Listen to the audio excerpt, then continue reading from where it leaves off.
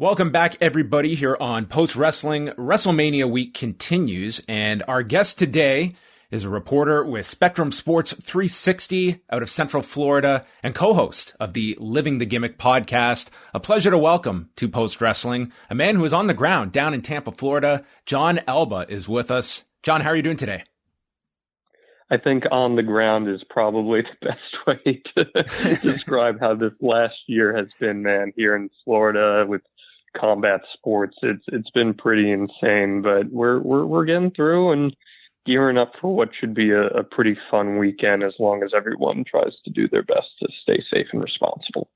You found yourself in a really interesting position, pretty much being in the epicenter of where all of these companies that we follow pretty much had to congregate to in order to move these shows forward, with WWE and AEW and the UFC. And I mean, you have been in the midst of this. Your coverage has been outstanding when it really comes to the COVID, the protocols of how companies can responsibly hold shows during a pandemic. And here we are. Was there a point last year where you did not envision being at a WrestleMania week, such as we are in the midst of now?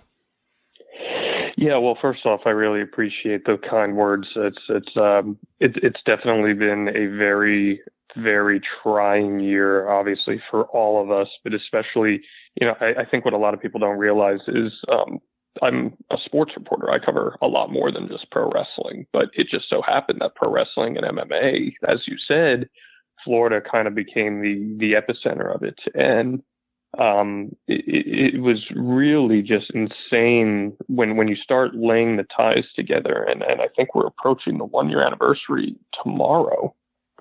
April 9th is the 1-year anniversary that Florida Governor Ron DeSantis put forth the executive order that allowed these companies to run in Florida.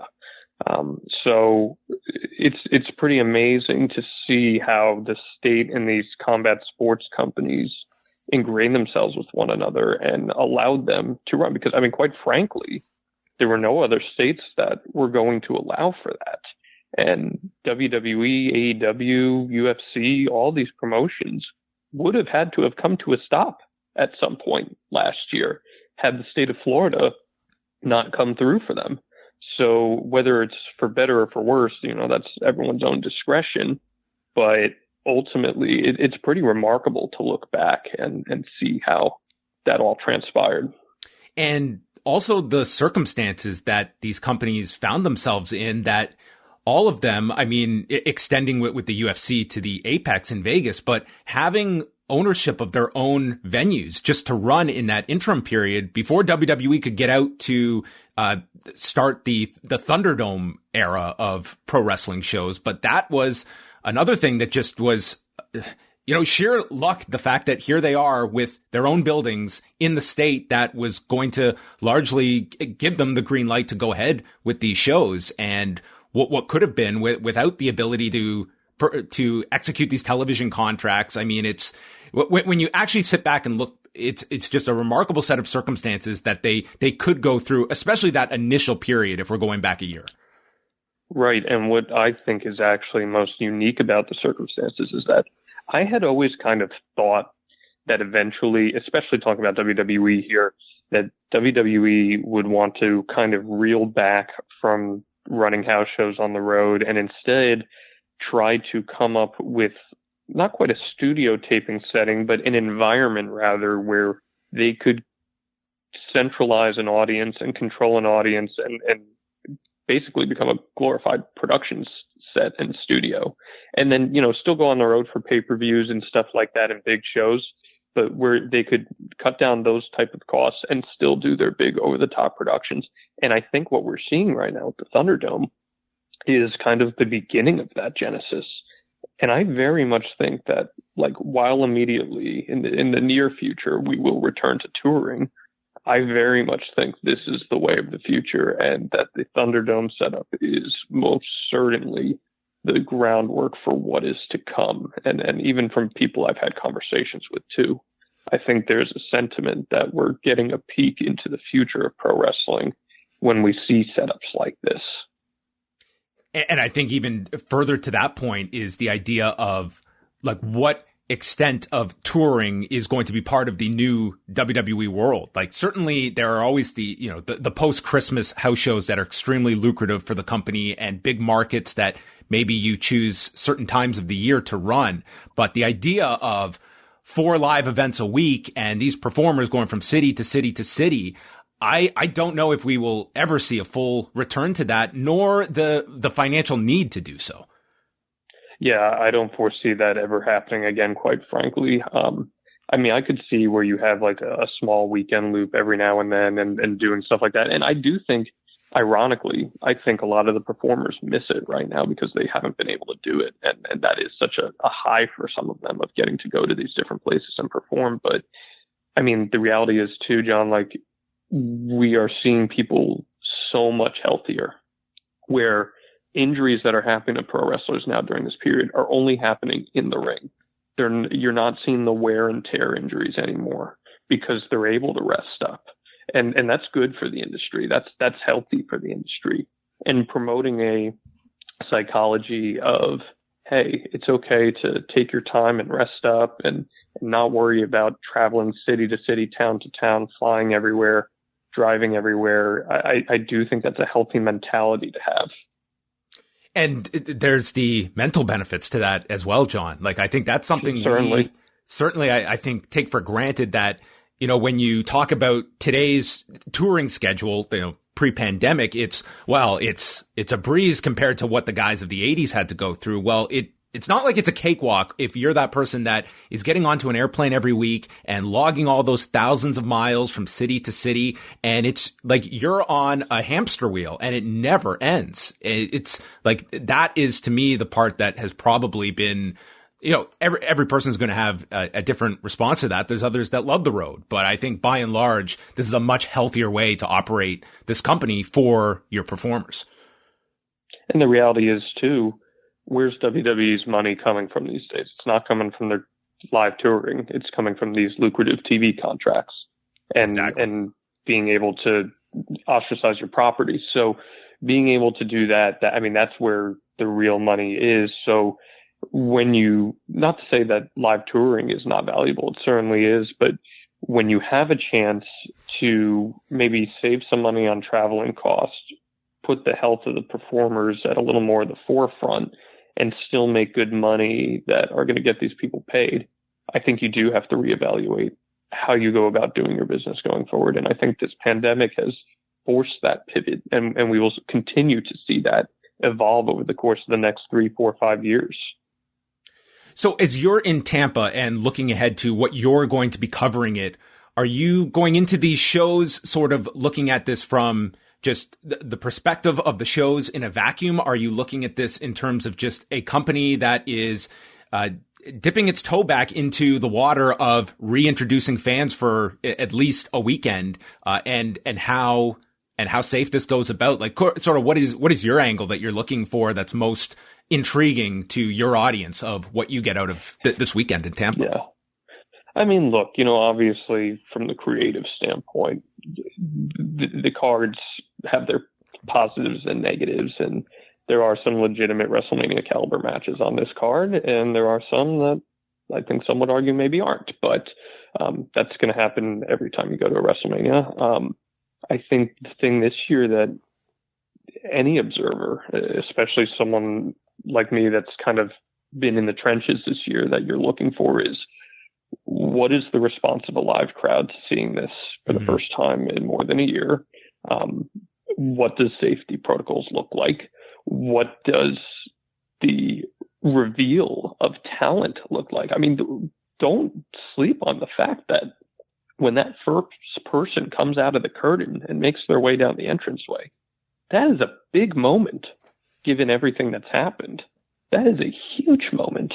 And I think encapsulating that moment in time as a journalist, I think that's kind of what we strive for, when you can put into perspective and contextualize what these great moments and monumental moments mean for a sport in context or an entity in context. So I'm really going to be trying to use my senses this week to soak in everything that's going on, and for better or for worse, try to draw an observation of, was this something that, pro wrestling fans were ready for? Is this something the company is ready for? And how does this lay the groundwork for what's to come? What was your anticipation of what the demand was going to be like for WrestleMania tickets this year once they actually went on sale? Yeah, well, again, and I had previously reported this too, WWE was looking at, and when I say looking, I mean they were aiming for around 45,000 people at one point. And for whatever reason, that did not come to pass in terms of what they ended up with capacity limit at 25K or so. I thought there would be most demands met, but I figured that there would be some wiggle room for tickets because there's a lot of uncertainty, number one. Number two, you're losing out on a lot of the international gate that's coming through, which, as you and I both know, is a huge staple of WrestleMania.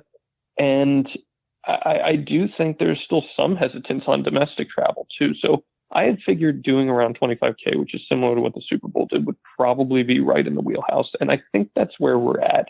It seems like there's going to be some walk-up availability in some way, whether it's a single-person pod or maybe some multi-person pods.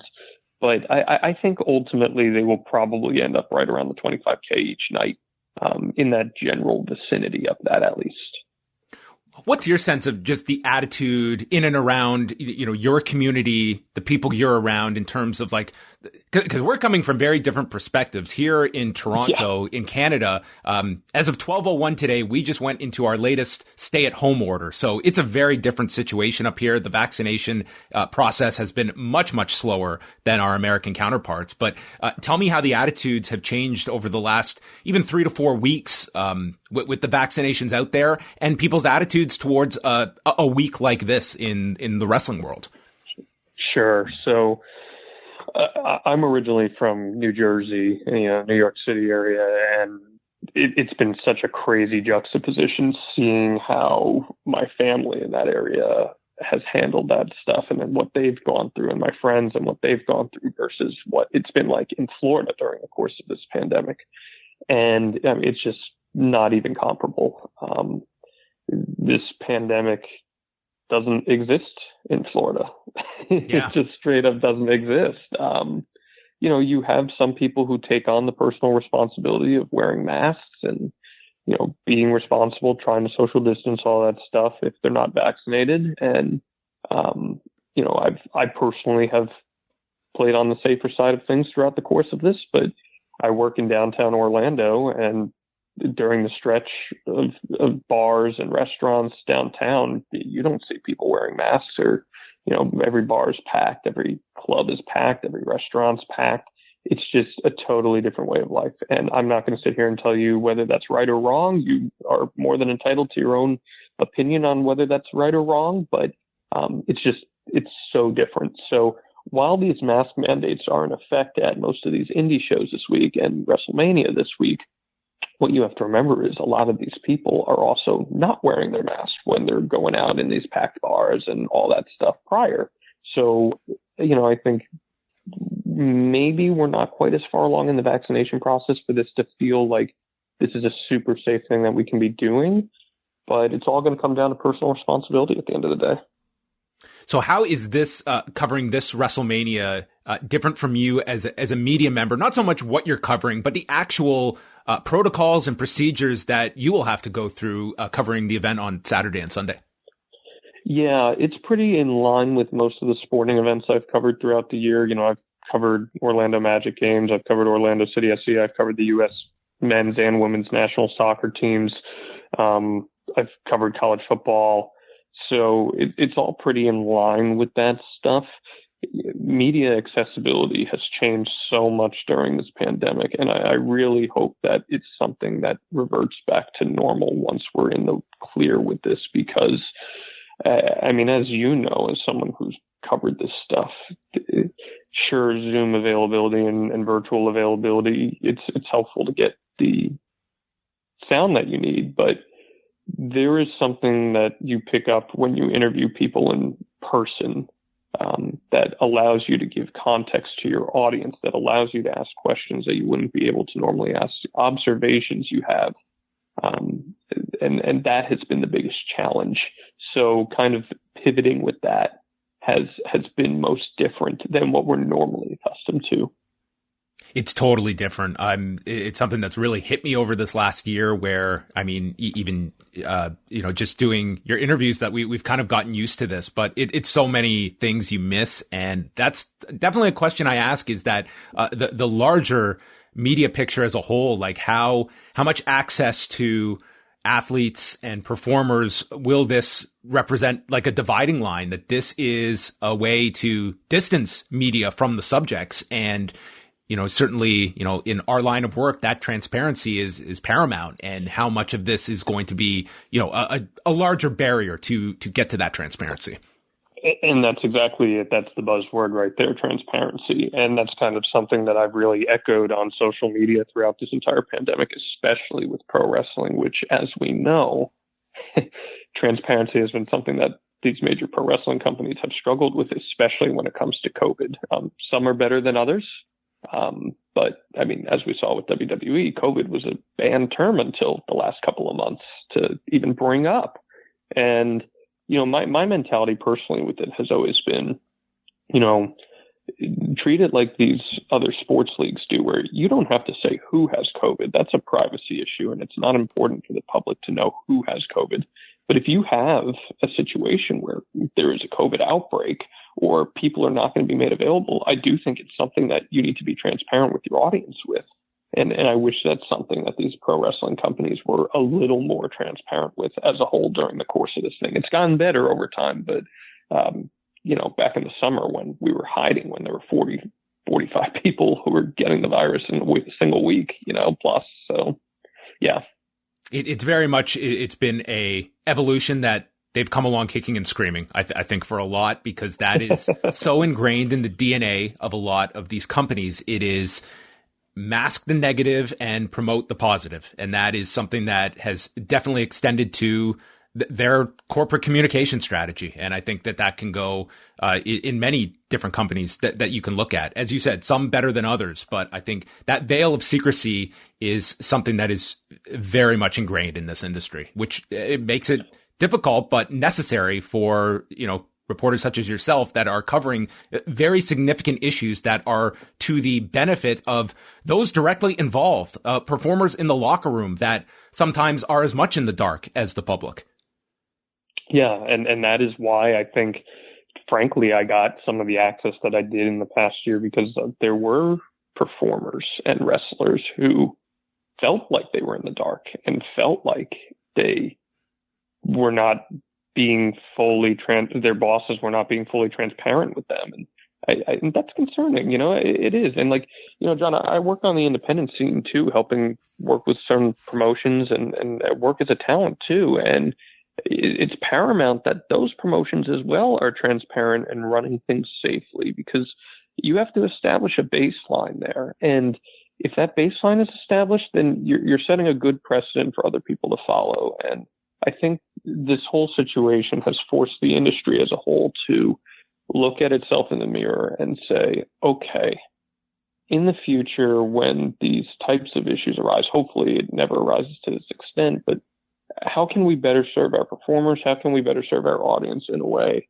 that doesn't make us look bad, number one, and number two, actually makes us look like we're being fully transparent? And I hope all these companies take advantage of this time to reflect and look back and say, okay, what can we do differently next time around when something arises? And have faith in your public too, that they are also understanding that you are operating in unprecedented times, that mistakes are going to occur. And, not to single out one group, but what GCW did with the collective last October, I think there were a lot of faults attached with that. You look at what they're doing this week, from running outside, negative tests for performers, requested, masks and such. It's at the very least learning from mistakes. And I have definitely become more sympathetic to the delicate push and pull of all of this. I definitely sympathize with performers that have not been able to work regular and and need to work as well. And, it's that whole delicate balance of what are the health and safety precautions versus the economic realities of people that are not working at the same time. So it's very tricky, but I think the public has a lot more understanding than sometimes they're given credit for. No, absolutely. And, early in the pandemic, when you had these indie promotions running too, where they weren't taking the precautions, widespread testing wasn't as available as it is now. They were just running because we just had to run. We just had to fill up that banquet hall with 50 people in order to get a show up. And I just found that to be so irresponsible, so tremendously irresponsible. And I still see a lot of shows that are running without mask mandates and without performers having to provide negative tests and stuff like that. And I think that's just a really irresponsible way to run. And I do think people have learned, and I do think, just as you said, that people are forgiving. I do think the expectations of people have also been raised, where they expect people to do things responsibly. True. So, or at least the general public does. That you're going to have your vocal niche on Twitter that doesn't care very much, but I do think ultimately that we have raised our expectations, which is a good thing altogether. I know it's you've just gotten into Tampa at this point. Like, how much of a buzz do you sense of like a typical WrestleMania week? Do you think it's palpable? Do you think that certainly we don't have all the major companies running? It's not the same level of shows of years past. But I guess what's your assessment of what the level of excitement is for these upcoming days leading into the weekend? Yeah, I think it's going to be one of those things where it will continue to evolve over the course of the weekend, where it will get more and more. The weird thing is going to be tailgating is not allowed in this year's procedures. So the parking lots are going to open only shortly before the show starts. So it's that way they won't have people tailgating. And I think that's going to be the weird thing. Like, if you've ever gone to a WrestleMania before, you know that the parking lots fill up with people blasting music and food and drinks and all that stuff. That's not to say people won't find their own ways to tailgate around the stadium. I'm sure they will, but on the premises itself, and that's a huge part of the atmosphere, I feel like. So not seeing that will be strange. I'm going to keep my eye out on Friday night, Saturday night here as we go through the weekend and kind of start to see, as people come in, what it looks like, and if downtown is absolutely popping or what the situation is going to be there. I think it's going to be a much more straightforward experience this year, truthfully. From just a spectator standpoint, how much, or if at all, do you prefer the 2-night format that they're going with for the second straight year? We're going to have to see, right? Like, it seems like it's going to be pretty much a 3.5 hour show, which I think is much more preferable for anyone to digest, let alone someone who covers it. Mm-hmm. But I think that is a much more digestible way. I think that just the bigger question is, John, it's like, do you need to do 2 nights, and do you need to do a show that's 7 hours long? And I don't think the answer is yes to either of those questions. We have 30 plus WrestleManias to show us that you can do things in a more concise way. But, we're in the era now of more content, more content, more content. So there's this self-imposed need that we need to go out there and do 2 nights and do things. But you know what? If the brand is strong enough and they can do a double gate, and this year a double gate will give you similar to what a normal gate would be at least, then maybe that's what they're going to do. If you're looking at, let's say that, things are dramatically different and we're closer to a regular year next year for Dallas, and all things stay together as planned. What do you envision WWE's week looking like next year, where you have Raw Monday, NXT Tuesday, and then you have sort of those Wednesday and Thursdays open? The Hall of Fame has to fit in somewhere, and it's going back to a one night of WrestleMania next year. But do you see this, like, as you mentioned, more content, that it's going to be the task of WWE of largely filling up an entire week leading up to Sunday? Yeah, and I think that's exactly what you're looking at. I think you're looking at a takeover thing. You're looking at maybe a Worlds Collide kind of thing. Maybe if this new NXT show that we've heard about gets off the ground, maybe that's taking up some time on the weekend. I think WWE's goal will be to create not a monopoly, but to dominate the weekend or dominate the week rather. And pretty much as you just laid out, I think the goal is to go from Monday to Sunday or Monday to Monday, truthfully, and try to operate in that sense. And I think they honestly will. And it's going to be more interesting to see because now that changes the dynamic of how independents run during the week. Because normally there were those open nights for independents to run. Well, then that changes up a lot. So I'm really interested to see how those kinds of things go down as we progress in the coming years. And yeah, sure, it's only one night right now. But who's to say that this 2-night show isn't a smashing success and all of a sudden we get a second night announced for WrestleMania next year? Well, that's it. I mean, I don't throw anything out the window. It's an enormous venue to try and run 2 nights in a row. But I mean, who's to say that, a half full AT&T Stadium is still an extremely profitable night for the company that, sure. Anything can be on the table. To me, the interesting question is now that it's very much this arms race of finding the undiscovered talent that is out there. What are these independent shows going to be consisting of in the next year or 2 years to come, where I think anyone that grabs a buzz, it's going to be multiple suitors that are going after these people that, you've been around plenty of independent performers, Jon, that you maybe needed a 7-8 year window before you're signing a full-time contract. I think that time is going to be drastically reduced because if you're an AEW, a WWE, even an Impact or Ring of Honor, you are looking for who has that spark, and we want to be on the ground floor to sign that talent up. And it's going to be a game of replenishing your independence. And that's going to be the task of your GCWs and countless other groups when it comes to finding the next talent. It's going to be a very difficult task, I think. I know I'm losing all my friends on the indies right now. They're all getting signed. They're all getting picked up. Yeah. It's very bittersweet because I love these guys and girls, and seeing them achieve their dreams is incredible. But I'm losing some great talent that I've had a chance to work against. And like this weekend, for example, I'm managing Charles Mason against Daniel Garcia on Tony Deppin's Beer House on Saturday at noon, and Daniel Garcia, man, the Limitless Wrestling World Champion. This guy is wrestling 8 matches in 3 nights. And I have no doubt he's going to be signed by AEW or NXT within the next 3-4 months. So you talk about these showcase opportunities. That's what this is all about. And thankfully, with how many promotions have sprung up and how aggressive WWE and AEW and Impact and Ring of Honor have gotten with signing talent, it creates all these amazing opportunities and really puts a showcase on these independent shows. But the double-edged sword is if a company like WWE is running every single night, well, then it's going to take away some shine from some of these promotions. So sure. It's kind of a tricky line to walk in that sense.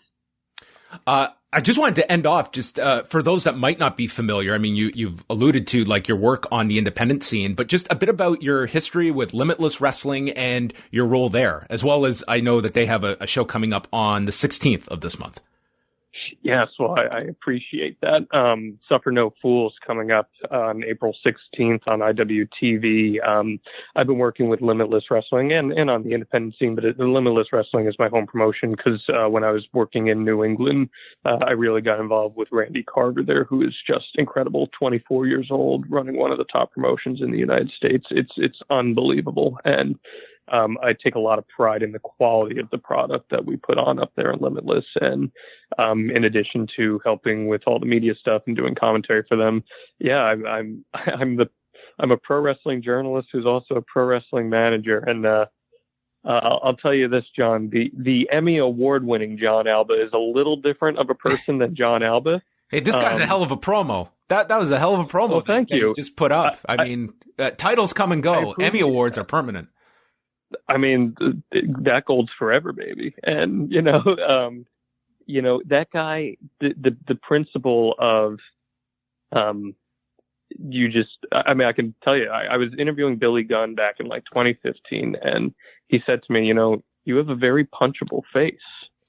And I said, oh. And he goes, no, that's your moneymaker, man. People are going to want to pay to see you get kicked in the face. I said, oh, okay.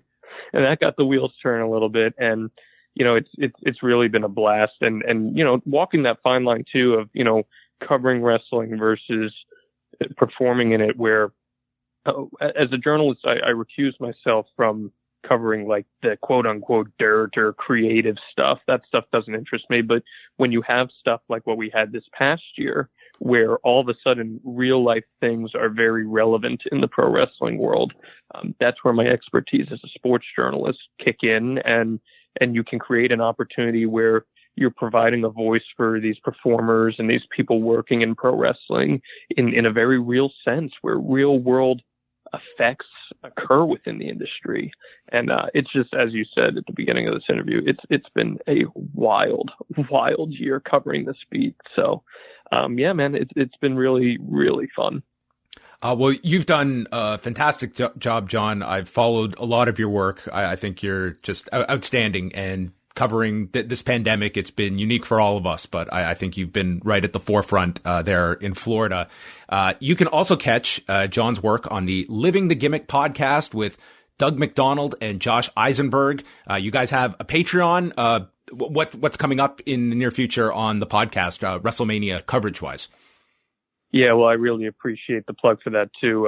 Doug and Josh are near and dear to me, and their work is so appreciated. And every week it drops on Tuesdays. We do long form stuff. It's a good, nice driving listen. And then on Patreon, we do a bunch of bonus content. I drop some scoops there as well. We do monthly watch alongs of retro shows, and it's a lot of fun. So I really appreciate the plug on that. Patreon.com/Living the Gimmick, and Living the Gimmick anywhere you find your podcasts. You can find it there.